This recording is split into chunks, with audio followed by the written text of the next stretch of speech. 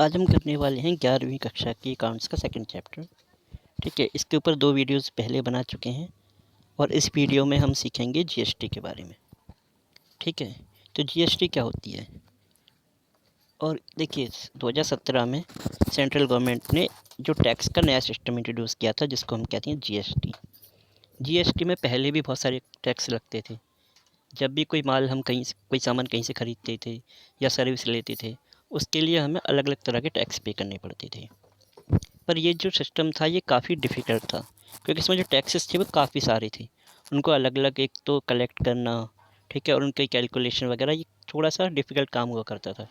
तो इन सब को हटाने के लिए सरकार ने वन कंट्री वन टैक्स के तहत ये जीएसटी लागू किया था। यानी पूरी कंट्री में एक ही टैक्स होना चाहिए, और कस्टमर्स के लिए, जो बिजनेसमैन हैं उनके लिए और सरकार के लिए इसको समझना और इसको कलेक्ट करना, कैलकुलेट करना बहुत एक आसान काम हो जाए। ठीक है, तो जीएसटी जो होती है वो हमें गुड्स एंड सर्विस के ऊपर एक टैक्स पे करना पड़ता है, जिसको जीएसटी कहते हैं। गुड्स क्या होती हैं ये मैं आपको बता देता हूँ। जैसे आप बाज़ार गए, वहाँ से आपने कोई सामान ख़रीदा, ठीक है, तो वो होती है गुड्स। जैसे आप कुछ भी खाने के लिए कोई सामान लेकर के आ गए, आपने कोई दवाई ख़रीदी या या घर के लिए कूलर, टीवी, फ्रिज, इलेक्ट्रिक के सामान ख़रीदे, इन सबको गुड्स कहा जाता है। ठीक है, तो इसके ऊपर हमको टैक्स देना पड़ता है, ये तो आपको पता ही है। जो एक्चुअल कीमत होती है, सपोज़ हमने एक 10,000 रुपये का कोई टीवी ख़रीदा, ठीक है, तो जो इलेक्ट्रॉनिक गुड्स होते हैं उनके ऊपर जो टैक्स होता है जीएसटी, वो थोड़ा ज़्यादा होता है, क्योंकि लग्जरीज़ में आ जाती हैं चीज़ें, और जो खाने पीने की वस्तु होती हैं उन पर थोड़ा कम होता है। ठीक है, तो अगर मान लो कि हमें 18% देना पड़ा, यानी कि 1800 रुपये हम अलग से पे कर रहे हैं, वो जीएसटी के पे कर रहे हैं। अब टीवी की जो कीमत है वो 11,800 रुपये हो जाएगी।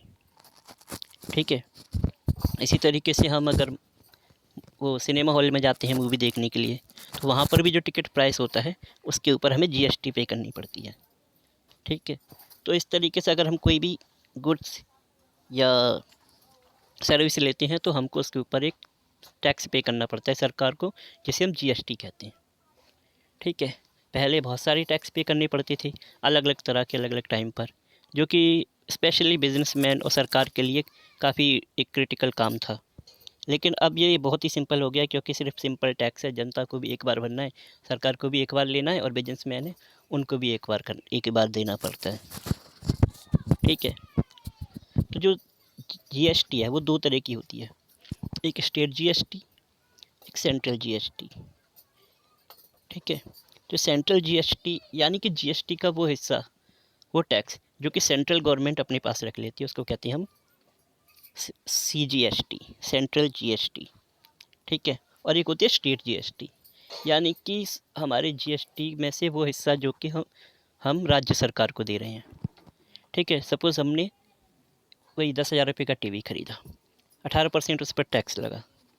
ठीक है, तो हमने 1,800 रुपये टैक्स के भरे। इसमें से एक हिस्सा जो 900 रुपये है वो होगा सेंट्रल जीएसटी का, जो कि केंद्र सरकार को लिया जाएगा, यानी कि जो हमारी केंद्र सरकार है एनडीए की, मोदी जी की, तो वहाँ पर चला जाएगा। ठीक है, और जो दूसरी सरकार है यहाँ दिल्ली की सरकार है, केजरीवाल की राज्य सरकार, तो जो बाकी के 900 रुपये हैं वो हमें केजरीवाल को पे करने होंगे। ठीक है, ये बार बार नहीं पे करते, हमें तो बस कीमत में जोड़ के दे देते हैं, आगे जो बिजनेसमैन होते हैं वो आगे सरकार को पे कर देते हैं। ठीक है, और फिर सरकार इसका आधा हिस्सा स्टेट गवर्नमेंट को दे देती है। फिर एक चीज़ होती है आईजीएसटी। आईजीएसटी क्या होता है? देखो, जो स्टेट जीएसटी है और सेंट्रल जीएसटी है, ये तब लगती है जब हम एक स्टेट के अंदर ही चीज़ों को खरीदते या बेचते हैं। सपोज़ एक कंपनी थी एक्स लिमिटेड, उसने वाई लिमिटेड को कोई सामान बेचा और वहाँ पर जीएसटी, लेकिन वो दोनों कंपनियाँ जो हैं वो थी दिल्ली के अंदर ही थी, तो वो जो टैक्स देंगी वहाँ पर उनको स्टेट जीएसटी और सेंट्रल जीएसटी 2 टैक्स देने पड़ेंगे। ठीक है, लेकिन जब एक्स लिमिटेड जेड लिमिटेड से माल खरीदेगी जो कि यूपी में है, तो माल यूपी से दिल्ली आएगा, यानी कि बॉर्डर को आर पार करेगा। जब भी हम इस तरीके से इंटर स्टेट कोई सामान खरीदते हैं, तब वहाँ पर हमें सेंट्रल जीएसटी और स्टेट जीएसटी की जगह आईजीएसटी देना पड़ता है, एक ही टैक्स, उसको कहते हैं IGST, integrated goods and service tax. ठीक है, इसमें क्या होता है कि ये सरकार ये जो टैक्स है ये सीधा सेंट्रल गवर्नमेंट के पास पहुंच जाता है और वहाँ से वो दोनों में बट जाता है। ठीक है, तो यहाँ पर एक चार्ट है, हम इसकी हेल्प से समझते हैं कि चेंजेस क्या हुए हैं। देखिए, जो टैक्स है ना, दो तरह के टैक्स होते हैं। यहाँ पर गलत लिखा हुआ है डायरेक्ट टैक्स, यहाँ पे लिखना चाहिए था खाली टैक्स।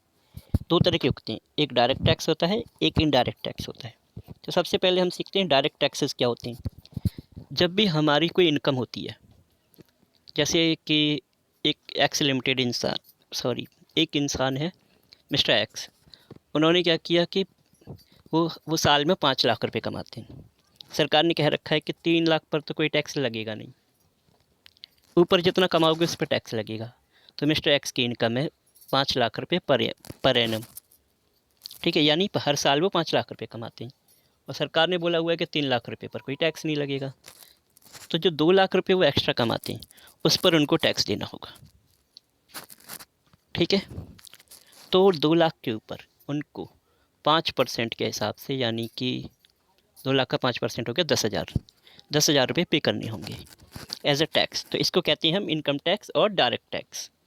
इसी तरीके से जब कोई बिजनेसमैन होता है, उसको साल में प्रॉफिट हो गया 2 लाख रुपये का, और गवर्नमेंट ने क्या रखा है 2 लाख रुपये पर तुम्हें 5% वो देना पड़ेगा टैक्स। तो वो बिजनेसमैन भी अपने प्रॉफिट में से 5 लाख वो 2 लाख का 5% 10,000 रुपये सरकार को टैक्स के डायरेक्ट टैक्स के रूप में दे देगा। ठीक है, तो जो इनकम टैक्स होता है उसी को हम डायरेक्ट टैक्स बोलते हैं। अब आते हैं इनडायरेक्ट टैक्सेस पर। देखिए, इसको इनडायरेक्ट क्यों कहते हैं, क्योंकि ये किसी व्यक्ति से डायरेक्ट पे नहीं किया जाता। हम पे कर रहे हैं लेकिन हमसे किसी इनकम टैक्स ऑफिसर ने आके मांगा नहीं है, हमने नहीं कहा कि हम टैक्स पे कर रहे हैं, हम तो एक टीवी की कीमत चुका के आ गए, उसमें ही वो टैक्स भी लगा हुआ था। तो ये हो गया इनडायरेक्ट टैक्सेस। ये पहले होते थे, सर्विस टैक्स होता था, एक्साइज ड्यूटी, CST, कस्टम, ये तो सेंट्रल के 4 टैक्स थे। फिर स्टेट गवर्नमेंट के जो टैक्स थे वो था VAT, entry tax, octroi, luxury tax. देखिए, 8 टैक्स भरने पड़ते थे और हमने तो इनके नाम भी नहीं सुने। इनको समझना ही एक मुश्किल काम था और अलग अलग तरीके से इनका कलेक्शन, इनका इवैल्यूएशन, सब कुछ एक काफ़ी एक क्रिटिकल प्रोसेस होती थी। तो इन सब टैक्सेस को हटाकर सरकार ने सिर्फ एक टैक्स कर दिया है, वो है GST। अब ये काम बिल्कुल ही क्लियर हो गया। ज़रा आप सोचो, आपको ये सारे पढ़ने पड़ते टैक्स में, तो क्या क्या पढ़ना पड़ता, कितनी सारी सरदर्दी होती। अब आपको सिर्फ एक GST पढ़ना है। अब आते हैं थोड़ा सा कंट्रोवर्सी के ऊपर कि GST के ऊपर थोड़ी सी कंट्रोवर्सी हुई थी। जो विपक्ष की सरकार है उन्होंने मोदी जी पर काफ़ी इल्ज़ाम लगाए थे। ये कहा था कि GST आने की वजह से जो हमारी इकोनॉमी है वो स्लो हो गई थी। देखिए, GST लाना बिल्कुल भी गलत नहीं है, हर देश में है, US में है, यूरोप की सारी कंट्रीज़ में GST है।